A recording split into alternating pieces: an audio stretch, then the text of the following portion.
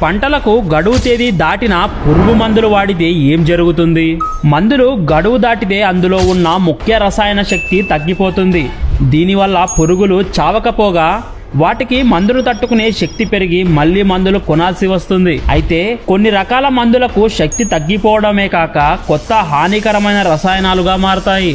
దీనివల్ల మొక్కలాకులపై మచ్చలు, రంగు మారడం లేదా పంట కాలిపోవడానికి కారణం కావచ్చు.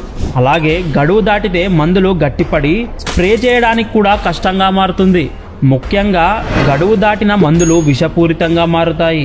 దీనివల్ల స్ప్రే చేసినప్పుడు రైతులకు మరియు ఆహారం తినే ప్రజలకు ఆరోగ్య సమస్యలు కూడా రావచ్చు. అయితే దీనికి ఒకే పరిష్కారం. పురుగు మందులు కొనేటప్పుడు గడువు తేదీ తప్పకుండా చూసుకోండి. చూశారు కదా, మా తర్వాత వీడియోలో పురుగు మందులకు కంపెనీ వాళ్ళు గడువు తేదీ ఎలా నిర్ణయిస్తారో తెలుసుకుందాం. దానికోసం మీరు ఇప్పుడే మా పేజ్ని ఫాలో అవ్వండి.